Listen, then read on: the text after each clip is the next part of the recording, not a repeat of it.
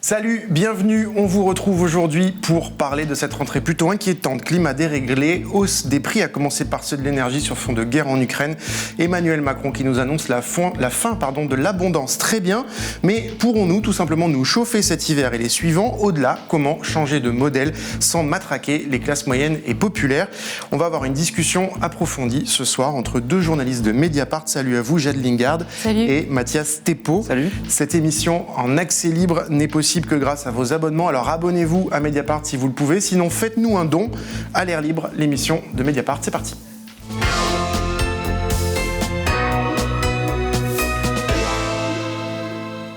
Bon, alors on nous dit que ça a été l'été de la prise de conscience et de fait, le climat se dérègle, nous sommes bien entrés dans une nouvelle ère, les prix augmentent, on le voit tous les jours, conséquence notamment du contexte géopolitique, à commencer par la guerre en Ukraine, notamment pour les prix de l'énergie, qui flambent et qui inquiètent beaucoup de foyers. Alors dans cette émission, avec vous, on va détailler ces différentes crises, on va essayer aussi de comprendre un peu dans quelle période nous entrons, alors que, on y reviendra aussi, c'est un signe des temps, des sujets comme la taxation des super-profits ou la régulation des jets privés sont enfin devenus cet été des sujets politiques. Jade Lingard, on ne te présente plus, tu es journaliste au pôle écologie de Mediapart. Mathias Thépaut, salut, tu es journaliste au pôle économie et tu as rejoint la rédaction de Mediapart il y a quelques jours, donc bienvenue à toi, c'est ta première sur ce plateau. Merci beaucoup, très heureux. Voilà, alors cet été fut celui des records en France et dans le monde. En France, ce fut l'été le plus chaud depuis 2003, celui de la précédente canicule, avec une sécheresse généralisée, des records de température dans 87 villes, températures qui deviendront la norme, alertent les météorologistes. On a vu aussi des incendies majeurs en Gironde ou dans des forêts bretonnes. Record de chaleur aussi dans le reste du monde. Dès le mois de mai, l'Inde a étouffé sous 50 degrés, même canicule au Pakistan, suivi d'inondations qui ont tout dévasté. Un tiers du pays sous les eaux, bilan provisoire, plus de 30 millions d'évacués et plus de 1300 morts. Pendant ce temps, les glaciers partout dans le monde continuent de fondre. Hier encore, on apprenait que ce glacier, le glacier de Thwaites, dans l'Antarctique, qu'on appelle aussi le glacier de l'Apocalypse, fond beaucoup plus vite qu'on l'imaginait. Glacier tellement immense que sa fonte risque d'augmenter rapidement le niveau des mers dans le monde. Et Jade, ce matin, tu as publié avec Donatien Huet sur Mediapart une enquête qui montre que tout ça a des conséquences très concrètes. Vous écrivez: la canicule a tué des milliers de personnes cet été en France. On a eu un excès de décès très vraisemblablement dû en partie à la canicule. Jade, ces événements, cet été, en France et dans le monde, qu'est-ce qu'ils nous disent très concrètement sur l'évolution du climat ? En fait, ce qu'on observe aujourd'hui, c'est un dérèglement du climat qui se produit de manière plus rapide et plus intense que ce qui avait été imaginé par les scientifiques et les climatologues qui travaillent sur le changement climatique depuis plusieurs décennies maintenant. C'est-à-dire qu'on sait depuis fort longtemps que les émissions de CO2 liées aux activités humaines réchauffent le climat, mais ce qu'on n'avait pas anticipé, c'est que les effets seraient aussi massifs et aussi rapide. Et ce qu'on observe aussi, ce qu'on a observé cet été, et comme que tu viens de le décrire, c'est qu'il y a des effets en chaîne, il y a des conséquences en chaîne. Et pour prendre un seul exemple qui, je pense, sera encore dans la tête des personnes qui nous regardent, c'est que typiquement, quand une forêt disparaît, comme ça s'est passé en très grande partie cet été dans le sud-ouest de la France, c'est évidemment dramatique pour la destruction de cet écosystème en question, mais c'est aussi autant de possibilités de captation du CO2 qui disparaissent, puisque le CO2, donc le gaz carbonique qui réchauffe le climat, il est habituellement capté en partie par les forêts, par les sols, quand ils sont laissés à l'état naturel, et par les mers. Et en fait, ce que disent les scientifiques, je ne fais que répéter ce que je lis, ce qu'ils disent, c'est que en fait, plus le changement climatique s'intensifie, plus ces écosystèmes naturels perdent leur capacité à capter le CO2. C'est donc pour dire qu'il y a un ensemble en fait de processus qui se produisent conjointement, qui montrent que la situation est vraiment gravissime.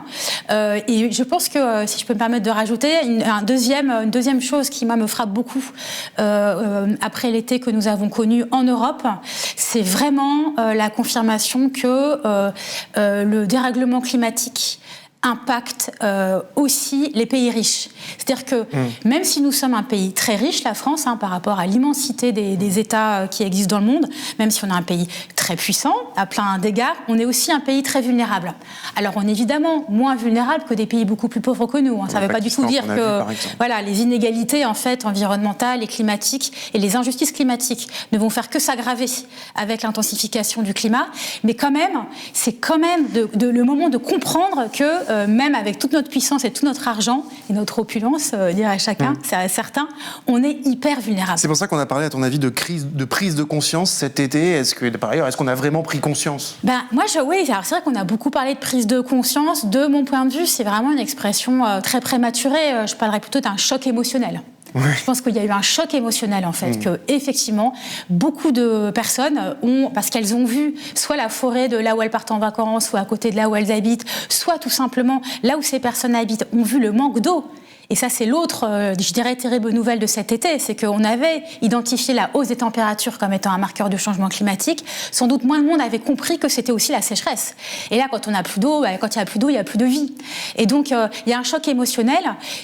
Pour que ce soit une prise de conscience, les mots ont un sens. Pour que ce soit une prise de conscience, il faudrait qu'il y ait des conséquences à ce choc émotionnel. Et les conséquences, on va en discuter avec Mathias. C'est la réorganisation de notre société, de notre économie. On ne peut pas dire qu'on y soit encore. Alors justement, du point de vue de la prise de conscience politique, à la fin de l'été, lors du premier Conseil des ministres, à la rentrée finalement du gouvernement, Emmanuel Macron, c'est un fait assez rare, a fait entrer les caméras pour une déclaration très solennelle. Nous vivons, et cela pas simplement depuis cet été, ces dernières années, au fond, la fin de ce qui pouvait apparaître comme une abondance. Celle des liquidités sans coût, et nous aurons en tiré les conséquences en termes de finances publiques, mais le monde se réorganise. Celle de la fin d'une abondance de produits, de technologies qui nous semblaient perpétuellement disponibles. Nous l'avons vécu pendant la période du Covid, nous le revivons ici avec encore plus de force. La rupture des chaînes de valeur, la rareté de tel ou tel matériau et technologie réapparaît, la fin de l'abondance de terre ou de matière, et celle de l'eau également. La fin de l'abondance, donc. Jade, tu en as pensé quoi de cette déclaration ? Moi, je pense que c'est une expression juste. C'est une expression correcte, dans le sens où la fin de l'abondance, ça veut dire qu'il faut accepter le fait qu'il y a des limites à notre capacité en tant que société humaine et société française en l'occurrence, à puiser dans les ressources naturelles pour faire tourner nos activités et notre économie. Et ça, c'était quand même le diagnostic tiré dès 1972 par le fameux rapport Meadows, Limits to Growth, les limites de la croissance. Donc là, évidemment, Emmanuel Macron, avec sa culture politique à lui, ne va pas jusqu'à dire c'est les limites de la croissance. C'est un peu ça, c'est sa propre limite, si je puis dire. C'est pas les limites de la croissance, c'est la fin de l'abondance, mais je pense que, évidemment, beaucoup de discussions à avoir sur la politique qui met en place à partir de ce diagnostic. Mais en tout cas, la formulation de la fin de quelque chose me paraît correcte et me paraît être un message politique important à apporter aujourd'hui. Mathias, toi, tu en as pensé quoi ? D'un côté, depuis la fin de l'été, il nous semble nous préparer à des moments difficiles, en disant le contexte géopolitique, le climat, tout ça rend l'avenir assez sombre. Et en même temps, on voit bien qu'il ne parle pas forcément non plus de remettre en cause la question de la croissance. Non, mais il parle de rationnement dans son discours. Celui-ci est très très intéressant. Il évoque aussi que la fin de l'abondance, c'est depuis plusieurs années. Enfin, il est quand même aussi au pouvoir depuis un certain nombre d'années. Il aurait pu peut-être le dire plus tôt. Ce qui est très important à mon sens, quand il parle de rationnement dans son discours d'il y a 2 jours, du 5 septembre, il met aussi quand même sur le dos des consommateurs une forme de responsabilité importante en disant si vous ne mettez pas la clim, le chauffage à 19 degrés, il faut arrêter la clim, etc. Je trouve que ça révèle c'est sûrement vrai, sûrement juste ce qu'il dit, mais ça révèle quand même un manque d'anticipation. Je veux dire, même si on a un bref recul sur ce qui s'est passé avec la Russie, je pense que par exemple, le problème du rationnement aujourd'hui, c'est le problème avec le gaz, le problème avec les centrales nucléaires aujourd'hui, c'est ça le fond. Et évidemment, l'inflation. Si on prend ces 3 points-là, ils sont assez intéressants. C'est-à-dire que depuis le début de la guerre en Russie, on sait bien qu'avec les sanctions économiques, qu'il va se passer quelque chose, où il va y avoir des problématiques de sanctions importantes. Ce ne sera pas uniquement l'Europe qui va sanctionner la Russie, mais la Russie va répondre. Et du coup, on arrive sur quelque chose d'assez clair, c'est qu'on va avoir nos réserves de gaz vont peut-être s'épuiser, et on s'appuyait par ailleurs sur le nucléaire, alors qu'on sait bien que quand il y a une sécheresse de plusieurs semaines, les réacteurs qui sont à côté des fleuves, il faut les arrêter. Il y a des problèmes de corrosion dans un certain nombre de réacteurs, ce qui fait qu'on manque de réacteurs nucléaires pour produire de l'énergie cet hiver. Et en plus, on a les problématiques avec la fourniture du gaz. Donc si vous voulez, on arrive là-dessus avec, à mon sens, un discours qui est juste, mais qui manque quand même énormément d'anticipation. Ok, c'était la présidentielle, les législatives, c'est très compliqué de parler de rationnement, de parler de pénurie d'énergie à ce moment-là. Puis il y a autre chose, il y a aussi l'inflation. L'inflation des prix de l'énergie, elle date pas uniquement de la guerre en Russie, elle date de 6-7 mois avant. Et on sait bien que cette inflation-là, c'est une mauvaise inflation. C'est une inflation qui va nuire au pouvoir d'achat, qui va nuire aussi aux entreprises, de fait, parce qu'elles payent aussi leurs factures énergétiques. Et si vous voulez, vous avez quand même tout un tas de facteurs qu'on connaît depuis un tas de données qu'on a depuis un certain temps. Et je trouve que le dire aujourd'hui, à la rentrée, c'est bien, mais je trouve ça un peu tard et un peu abrupt. On aurait pu agir un peu plus tôt. Justement, on va écouter ce discours d'Emmanuel Macron plus récent, auquel tu fais référence, avec ce nouveau mot d'ordre du gouvernement, désormais la sobriété énergétique. Et vous allez voir un président qui nous donne des petits conseils. Notre objectif, c'est par ce biais-là d'économiser environ 10% de ce qu'on consomme habituellement.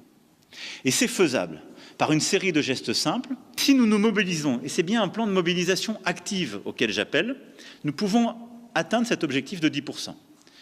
Dans les consommations publiques, dans les bâtiments tertiaires, chez les ménages et évidemment dans tous les secteurs d'activité. Le gouvernement va décliner secteur par secteur ce plan, mais chacun d'entre vous a son rôle à jouer.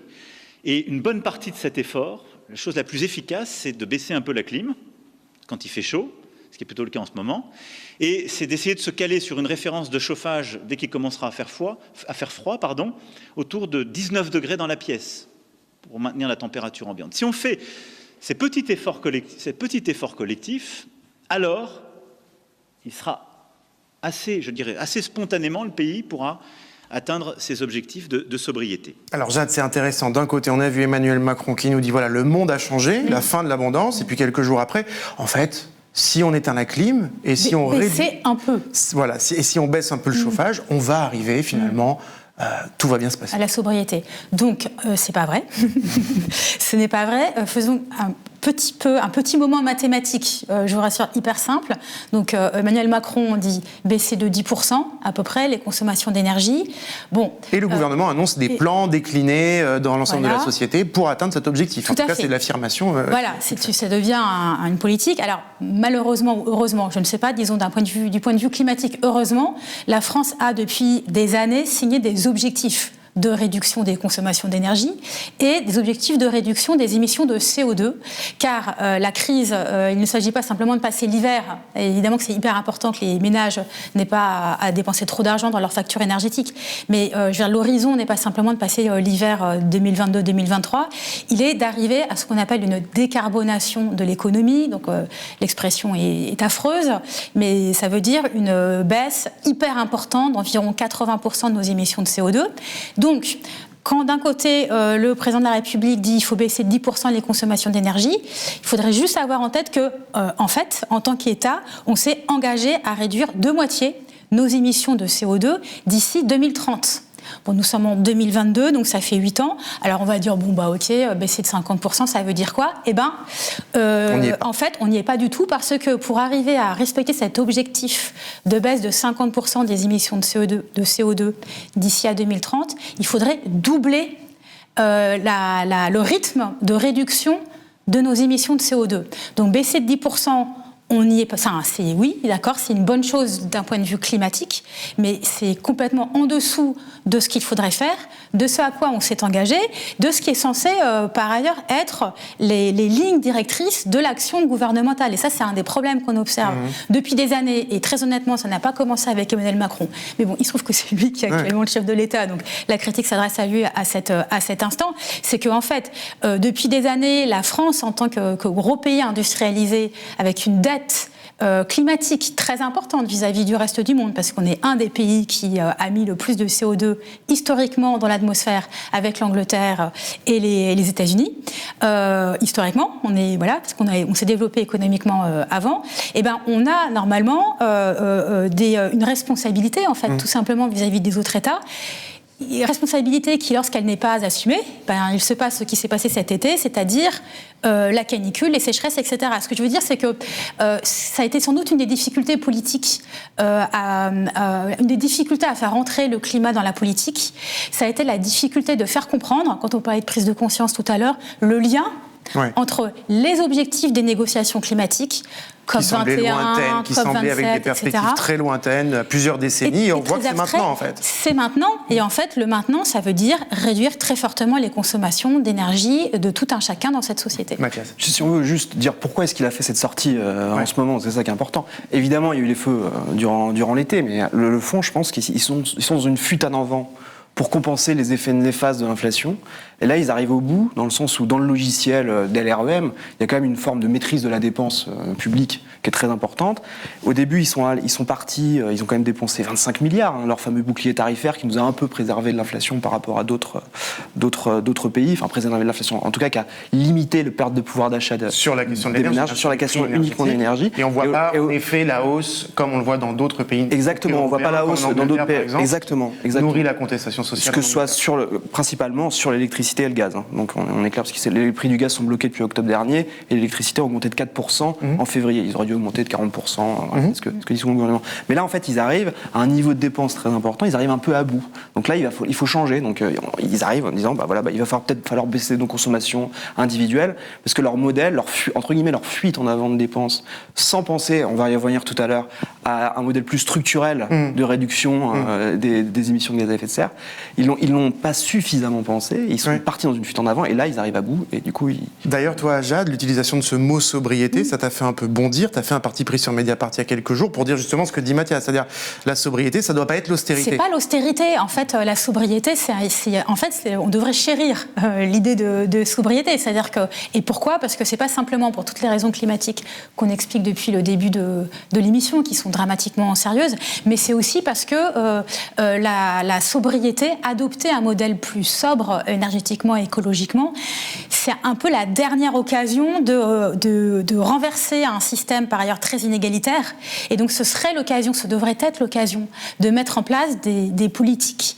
et des systèmes aussi beaucoup plus justes socialement, et là il y a plein d'exemples, mais prenons-en un seul, qui est la gratuité des transports collectifs, ou la baisse très forte de prix des transports collectifs qu'on a vu décider là tout récemment en Espagne, en Allemagne, en Belgique. Enfin, on a plein d'exemples de voisins européens et d'économies qui ressemblent à la nôtre, voilà, qui mettent en place ça. Et le double avantage, c'est que à la fois ça incite les personnes à prendre le train plus que leur voiture. Or, on va le voir tout à l'heure, les transports, c'est l'un des principaux secteurs d'émissions de gaz à effet de serre en France, mais c'est aussi une manière de réduire l'inégalité face au prix du train. Et quand on voit la tarification en France des billets de TGV ou des trains en règle générale, c'est beaucoup trop cher. Donc là, ça c'est un exemple, il y en a plein d'autres, mais moi, il me semble que là, puisqu'on est acculé à la nécessité de modifier notre système énergétique, il faudra absolument en profiter pour réduire les inégalités qui sont évidemment beaucoup trop fortes dans notre société. Ça ne devrait pas être l'un contre l'autre, mais malheureusement, évidemment, quand je dis ça, c'est pas l'approche d'Emmanuel Macron. Ta crainte, votre crainte, c'est que ce soit utilisé finalement à l'inverse. Comme cela. Exactement, alors qu'il faut prendre la balle au bon. Ouais. Tu disais, c'est très juste. Alors cet été, on a remarqué quand même un fait notable, des sujets qui n'étaient pas ou n'étaient plus depuis plusieurs années des sujets politiques le sont devenus ou redevenus. Le premier qui n'était pas du tout un sujet politique, c'est la question des jets privés, plutôt glorifiés dans les séries, dans les films, dans la culture populaire. C'est plutôt signe de la réussite, même parfois. Donc c'était pas du tout en question dans le débat politique, en tout cas pas en France. Et puis on a vu sur les réseaux sociaux des comptes qui ont suivi en temps réel les déplacements des milliardaires, la gauche qui a poussé pour réguler ou interdire les jets privés dans le cadre de la prochaine discussion à l'Assemblée nationale sur le budget à l'automne. Même le gouvernement est divisé sur le sujet, puisque le ministre des Transports, qui s'occupe de ça, Clément Beaune, s'est dit favorable à une régulation. Et la dernière polémique en date, personne n'y a échappé, elle concerne le PSG. C'était il y a 3 jours, il y a eu une conférence de presse du coach du PSG, Christophe Galtier, et de la star du club, Kylian Mbappé. Et question d'un journaliste de LCI, Paul Larouturou, pourquoi donc le PSG a-t-il besoin de prendre des jets privés pour faire des trajets qui pourraient durer 2 heures en TGV? Réponse, vous allez le voir, assez désinvolte.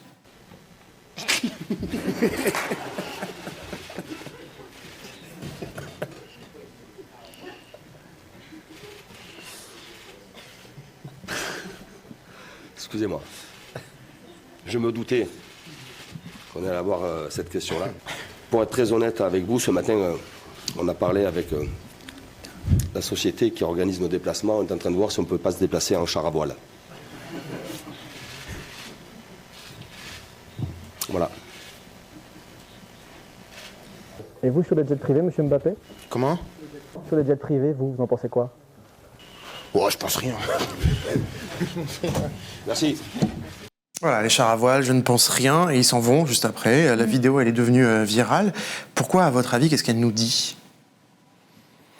Je pense qu'elle révèle une déconnexion du monde de l'argent vis-à-vis des réalités écologiques. Après, moi, à titre personnel, je ne tomberai pas sur un jeune de 22, 23 ans qui n'a pas compris l'intégralité des problématiques. Pour moi, ça ne... Les avais-je compris à 22 ans? Je ne sais pas. Enfin, voilà. Mais sinon, voilà. Mais par contre, je suis entièrement d'accord sur ça.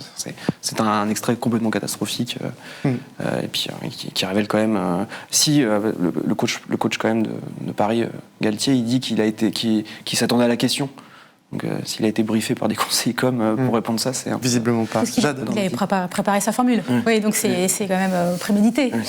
Moi, je trouve que c'est quand même une illustration d'un privilège. Le privilège de gens qui ont beaucoup d'argent et qui peuvent se déplacer en un claquement de doigts dans leur jet.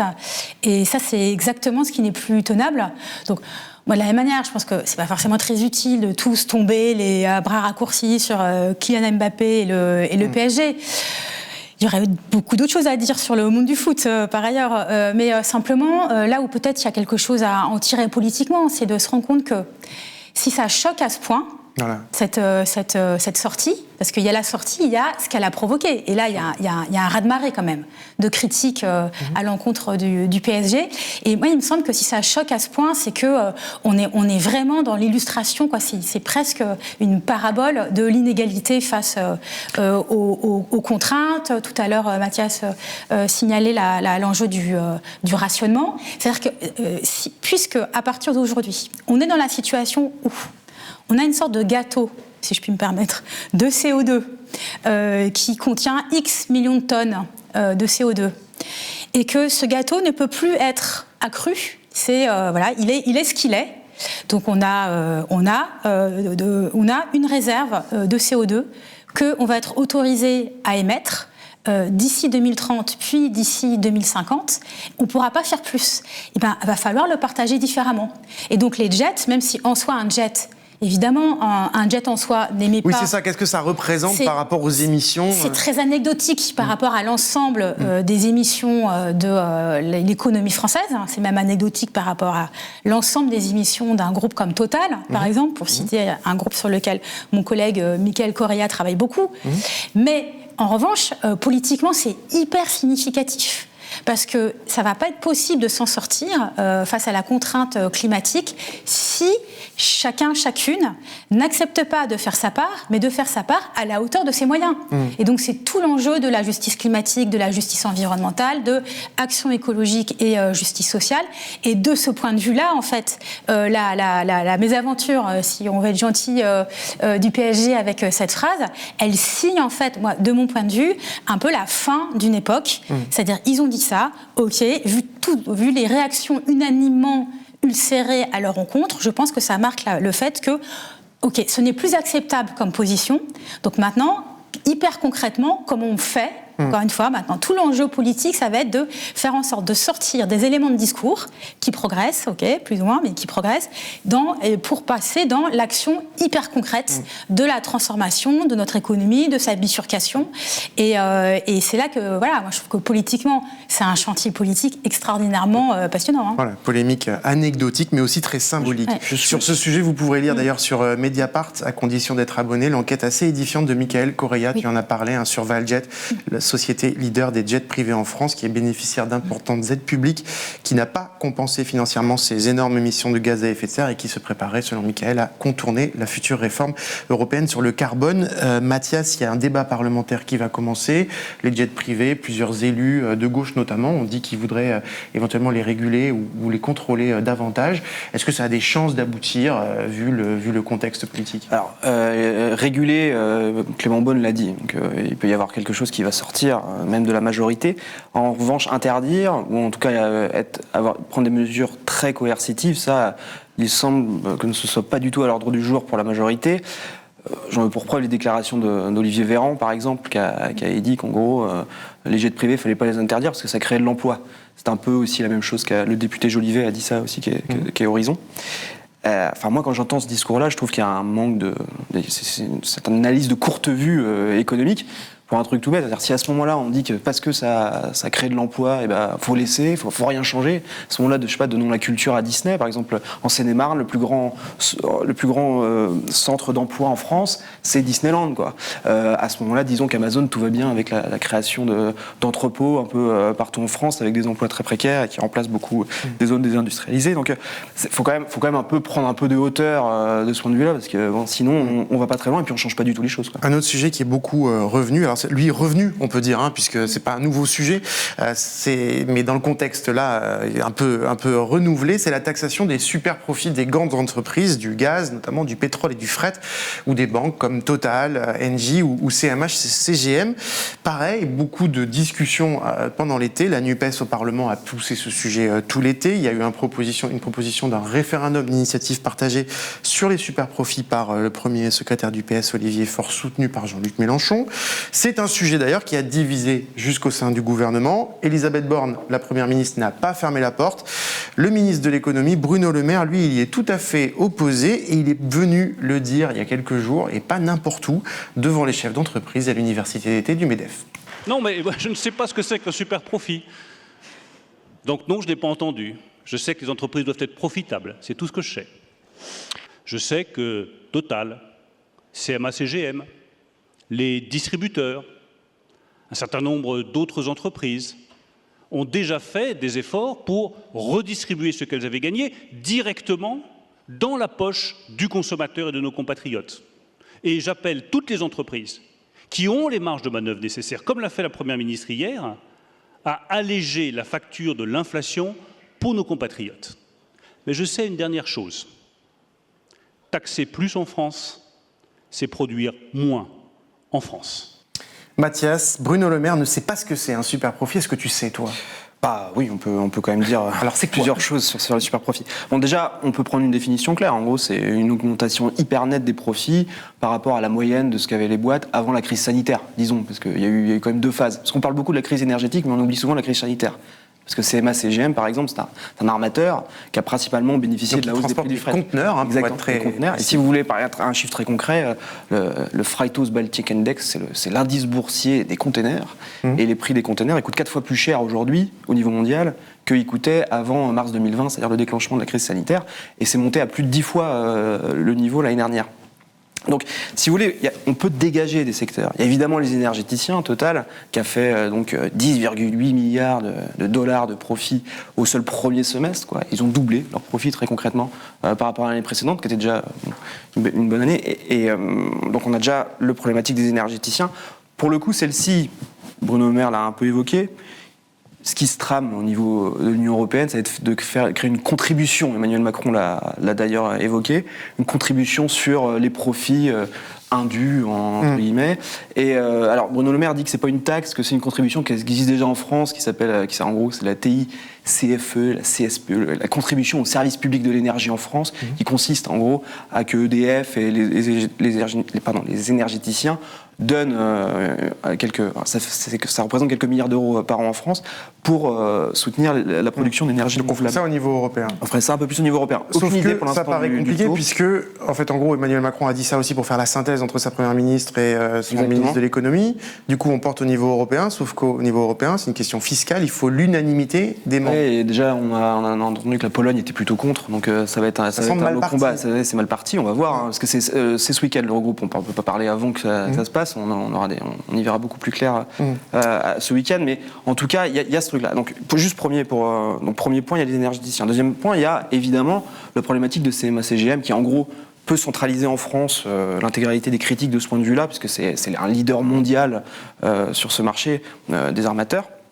En gros, CMA-CGM, l'année dernière, je vous dis, ils avaient déjà leur profit qui avait explosé.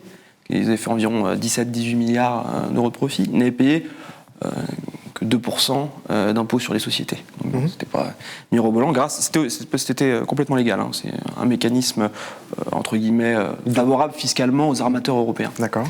Et cette année, ils ont encore réalisé près de 15 milliards de dollars de profit au seul premier semestre. Alors que fait CMA-CGM ? Alors, Bruno Le Maire disait, ils redistribuent d'une certaine manière. En fait, ils ont créé un fonds vert d'1,5 milliard d'euros. Ils vont mettre 1,5 milliard et puis ils vont inonder un peu. Et puis qu'est-ce qu'ils font d'autre? En gros, ils ont pris des parts dans Air France, par exemple. Ils ont pris 9% dans Air France. Donc des boîtes qui sont ou en grande difficulté ou alors stratégiques. Par exemple, vous avez aussi Eutelsat, qui est une boîte de satellite de télécommunications dans lesquelles CMA-CGM a investi. En fait, c'est une sorte de globalité. Et c'est comme ça que CMA-CGM estime redistribuer, entre guillemets. Tout comme Total, qui a accepté de baisser un peu le prix à la pompe. Exactement, ça leur a coûté 500 millions d'euros. On dit, par rapport aux bénéfices dont on parle, les surprofits, c'est simple, je crois que c'est 6 milliards. Donc, si vous voulez, bon. Ça veut dire qu'on peut calculer les surprofits. On pourrait. On prend. Je pense que ce qui se trame à gauche avec leur référendum, hein, donc, que tu as évoqué tout à l'heure, en gros, c'est de prendre en gros la moyenne des profits sur 3 années avant la crise du Covid et de dire si ça a augmenté de plus de tant de pourcentage, bah là on va taxer à tel niveau. C'est quelque chose de pas complètement idiot, puis c'est une proposition assez concrète. Alors que là, on est parti quand même dans une forme de contribution qui va concerner que les énergéticiens. Et on ne sait pas trop si ça va être adopté. En plus, ça va être quel niveau? Est-ce que ça va être un tout petit pourcentage? Combien de recettes il va y avoir? Usine à gaz, c'est le cas de le dire.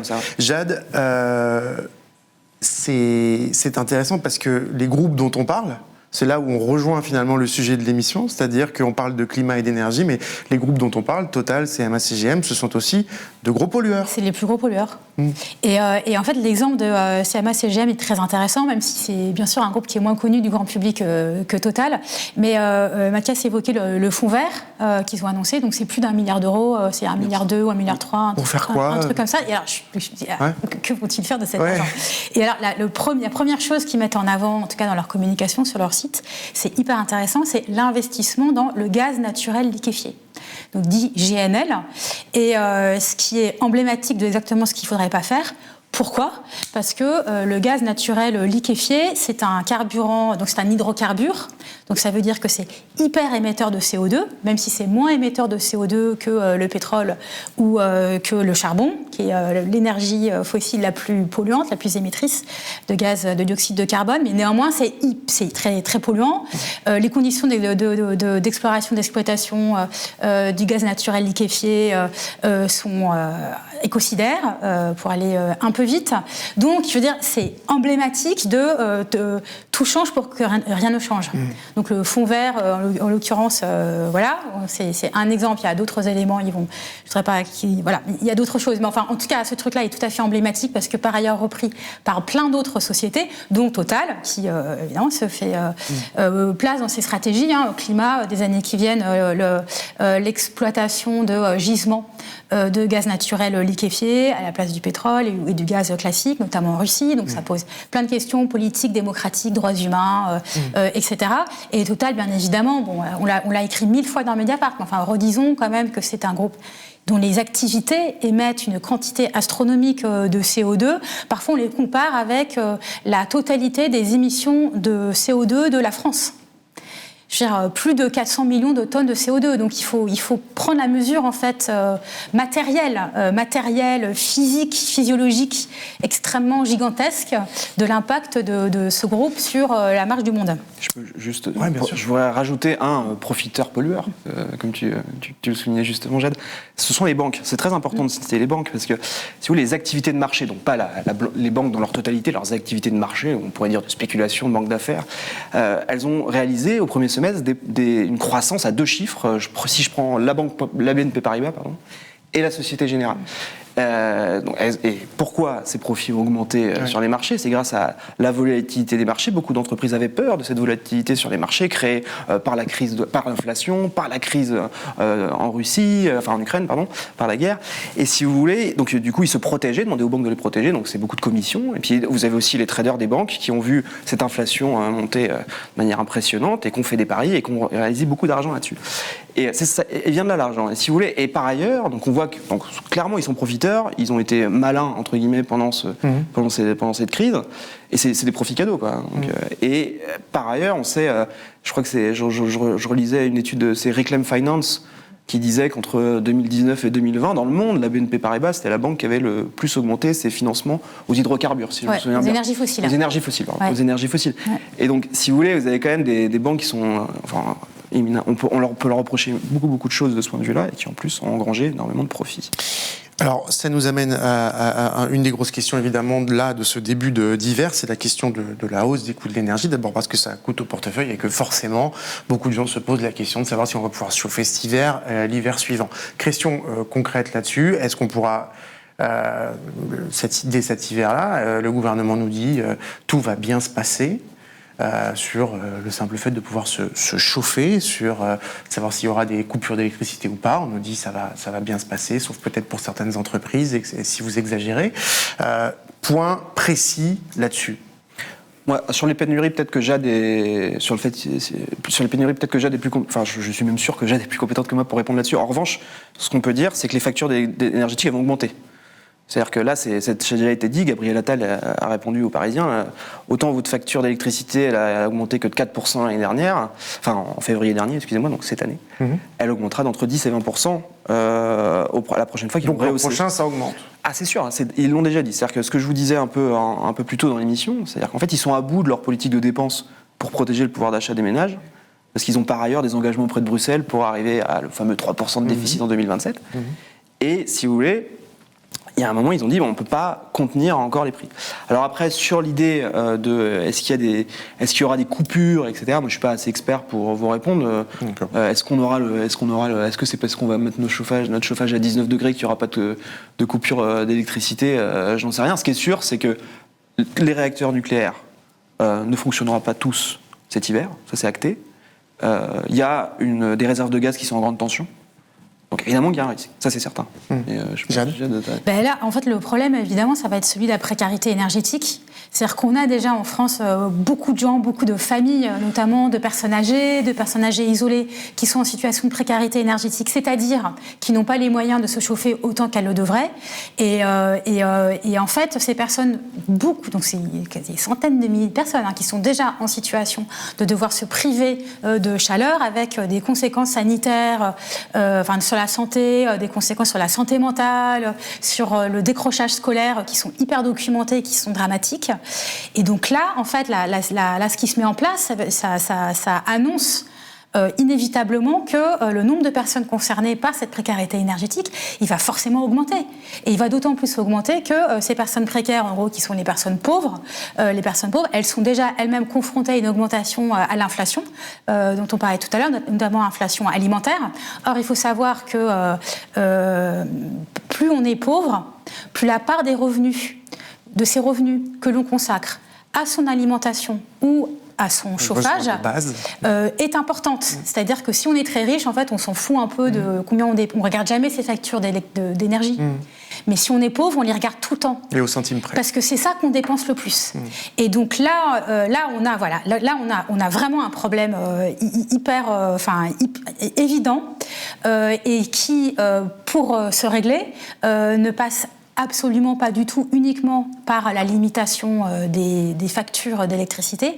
En gros, là, la meilleure manière d'aider les précaires énergétiques ou les familles et les personnes seules qui vont se retrouver au bord de la bascule dans la précarité énergétique, c'est enfin une vraie politique massive de rénovation des logements. En fait, en gros, de façon à ce que ces personnes n'aient quasiment plus d'argent à dépenser pour se chauffer. En fait, c'est possible techniquement aujourd'hui de construire des logements dans lesquels on n'a quasiment pas besoin de mettre le chauffage pour ne pas avoir froid. C'est toute une histoire d'ingénierie thermique, qui est très bien maîtrisée. Et donc, ça serait une vraie politique de justice sociale par rapport à ça. Ce serait de donner accès à des logements pour lesquels les consommations énergétiques sont très faibles aux personnes qui n'ont pas d'argent. Et en fait, les HLM, depuis des années maintenant, ils ont des politiques de rénovation thermique qui sont plutôt assez ambitieuses et tout. Le problème, c'est qu'il y a toutes les personnes trop pauvres pour habiter en HLM. Il y a toutes les personnes qui habitent dans le parc privé plus ou moins insalubre ou en tout cas pas rénové. Et en fait, c'est ces personnes-là qui vont se retrouver dans une grande difficulté. Et donc, ça veut dire que face à la situation dans laquelle on est, que ce soit la crise énergétique avec les prix élevés d'électricité et de gaz de cet hiver, mais encore une fois, à l'horizon qu'on traçait tout à l'heure, c'est-à-dire le fait qu'il faudra de toute façon consommer beaucoup moins, ça veut dire que face à ça, il faut du d'urgence une politique régalienne de redistribution et qui passe par une vraie politique de rénovation des logements et qui fait défaut depuis 20 ans. Voilà, parce que si tu en parles, on va regarder juste pour éclairer un peu le débat, pour entrer un peu dans le détail. Ce qui consomme de fait de l'énergie en France, c'est 3 gros blocs, on va les voir. Le résidentiel. Donc ça, c'est le chauffage. Voilà, le chauffage. Donc c'est le bleu, c'est ça dont tu parlais. Les tertiaires, il y a les deux. Ouais. Voilà, les transports et l'industrie, c'est les 3 gros blocs, hein, là en rouge, en bleu et en orange, et puis un peu l'agriculture en vert. C'est donc ces secteurs qui consomment de l'énergie. Ce sont ces secteurs aussi qui génèrent du coup du CO2. C'est donc en priorité sur ces secteurs qu'il faut agir, d'autant plus que certains de ces secteurs, comme les transports, ils continuent de fonctionner massivement avec des énergies fossiles. Bien sûr, c'est massif. Donc on peut évidemment, débattre sur l'électrification du parc automobile. En tout cas, il faut décarboner le parc automobile, ça c'est clair. Il y a le sujet sur l'industrie, c'est un sujet éminemment complexe parce qu'il va falloir, ça va être des grosses politiques de planification écologique sur l'industrie. C'est quand même pour changer les emplois des gens. Changer complètement d'industrie, c'est compliqué. On peut pas. Si on laisse faire le marché, on a déjà essayé. De toute façon, le truc ne marche pas. Il y a pas de solution. Je voudrais revenir. Le levier. Jade a entièrement raison sur c'est le tertiaire et le résidentiel. Les bâtiments, c'est quand même c'est quelque chose. On a la maîtrise technique. Je ne veux pas répéter exactement ce que dit Jade, mais je veux juste dire qu'on a les outils aujourd'hui pour le faire. C'est-à-dire qu'il y a une administration qui s'appelle l'ANA, qui est là pour distribuer des aides, ne serait-ce que des aides aux ménages. Ça s'appelle MaPrimeRénov'. Et en gros, c'est pour avoir un zéro reste à charge quand on rénove notre logement. Le problème, évidemment, ce que dit Jade, c'est déjà, l'administration, l'ANA, est sous-staffée. Enfin, ils n'ont pas assez d'effectifs.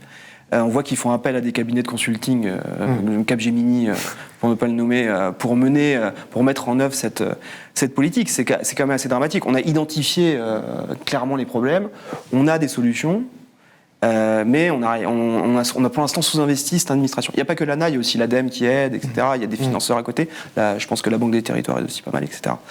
Mais vous avez ça. Et puis, il faut aussi le dire... il y a un changement culturel. Si on juste un mot sur la rénovation des logements, je trouve que c'est un sujet fondamental. Il y a quelque chose de culturel, si vous voulez. Les gens qui souffrent le plus de précarité énergétique aujourd'hui sont les locataires qui vivent dans des immeubles. Enfin, c'est un cas type. Et dont les propriétaires ne veulent pas faire les travaux, lancer les travaux en copropriété, etc. Alors même si l'ANA a plein d'aides, etc., c'est quelque chose d'éminemment compliqué à faire comprendre aux gens. C'est aussi une prise de conscience collective de dire que même si c'est pas pour notre logement, c'est fondamental pour l'avenir de la planète. Si je peux juste faire une petite note de bas de page à ce que vient de dire Mathias, c'est que par ailleurs, là où c'est hyper important, il faudrait réussir politiquement à avoir cette discussion à l'Assemblée nationale et avec le gouvernement et avec les sénateurs, vraiment dans le détail, parce qu'il y a des milliards d'euros qui sont dépensés d'ores et déjà dans la politique publique de rénovation énergétique, sauf que, en fait, cet argent est mal employé. Et pourquoi est-ce qu'il est mal employé ? C'est qu'en fait, on a pris l'habitude de subventionner des petites réparations dans les logements. Or, en fait, on sait techniquement que ce qui fait que vraiment un ménage va économiser beaucoup sur ses factures d'électricité et donc du coup aussi sur ses émissions de CO2 et ses consommations d'énergie, c'est quand il y a une rénovation totale de son logement. Ça veut dire que c'est pas simplement mettre du double vitrage ou du triple vitrage sur ses fenêtres, c'est vraiment revoir tout le logement, les combles et les différentes manières dont le froid pour le rendre neutre. Pour le rendre quasiment neutre, ou en tout cas vraiment hyper étanche en fait, en chaleur avec l'extérieur. Sauf que pour plein de raisons qui sont au début un manque de compétences, ensuite la difficulté de décision, il faut bien dire, pour qu'un immeuble, pour qu'une copropriété se mette en mouvement, décide collectivement d'investir dans une rénovation de son bâti, ça demande des heures et des heures de réunion, il faut s'affronter à des voisins avec lesquels parfois on est fâché. Bon bref, humainement en fait c'est hyper complexe et donc pour plein de raisons et aussi pour soutenir des petites PME, d'artisanat, du BTP qui ont mis du temps aussi, il faut bien le dire, le secteur de la construction et du bâtiment il a mis beaucoup de temps en fait à comprendre l'importance de l'enjeu de la rénovation. Bref, par toute une série de facilités, on s'est mis à massivement subventionner des interventions dans les logements des gens qui coûtent beaucoup d'argent Ça, c'est vraiment donc des milliards d'euros, mais qui n'ont que très peu d'avantages économiques et énergétiques pour les ménages. Et donc là, je trouve que c'est un bon exemple pour dire que sobriété, c'est pas austérité. C'est-à-dire qu'il ne s'agit pas non plus de toujours dépenser vachement plus d'argent, même s'il faudrait dépenser plus d'argent, mais c'est aussi de beaucoup mieux, en fait, et beaucoup plus précisément, utiliser l'argent public qui est mis sur la table par le gouvernement. Je voudrais terminer par une petite question à tous les deux. L'Union européenne veut plafonner le prix de l'énergie pour éviter finalement d'être dépendante de prix qui seraient trop importants, fixés notamment par la Russie, par exemple. On voit ce titre partout. Je ne suis pas sûr que les gens qui nous regardent comprennent très bien de quoi il s'agit. En gros, Mathias, il y a un marché européen de l'électricité. Donc c'est un marché, ça fonctionne sur des bases de marché. C'est très technique. Ça devient aujourd'hui un sujet politique. En 2 mots, c'est quoi ce système, très rapidement? Et surtout, est-ce que c'est un système qui peut gérer la crise énergétique à laquelle on fait ça? Parce que n'importe quel gouvernement en Europe dit nous devons nous coordonner de niveau européen face à cette augmentation des prix. Nous allons le faire au niveau européen. Mais est-ce qu'aujourd'hui, la façon dont ce marché est organisé, ça permet de faire face sereinement à ce qui nous arrive? Alors, clairement non. Okay. La réponse, elle est claire, c'est impossible. Mais même maintenant, parce que faut savoir, ces mécanismes, c'est moi, ça fait 12 ans que je suis les sujets économiques en tant que journaliste. J'ai suivi les problématiques de salles de marché après la crise financière. Je vous jure, c'est plus facile à comprendre que ce truc. C'est la plus grosse usine à gaz que j'ai vue, moi, le marché européen de l'électricité. C'est une conception technocratique qui a voulu mettre des règles autour du marché tout en instaurant une forme de concurrence qui n'existe pas. Enfin, c'est une sorte, c'est entre les technocrates de Bruxelles et les technocrates de chaque pays, notamment français. Ça a été instauré dans les années 2000, puis sous Sarkozy, avec différentes lois, la loi NOM notamment, qui a été importante, qui a instauré l'AREN, qui sont des trucs pas possibles. Je vais pas vous expliquer ça. Parce beaucoup que de logos et beaucoup de choses qu'on ne connaît pas. Je vais pas tout vous expliquer, parce que justement, même on voit le président de la République, quand il essaye de détailler le marché de l'énergie, il a beaucoup de mal à être clair. Donc, c'est pas très rassurant. Non, c'est clairement pas rassurant. Ce qu'il faut dire juste, c'est que, en gros, pour vous faire le truc, c'est le prix de la bourse de l'électricité, c'est le dernier kilowattheure produit par la centrale la plus chère en Europe. C'est un peu ça l'idée. À la base, c'est pour protéger les énergies renouvelables parce qu'elles coûtent plus cher au début. Okay.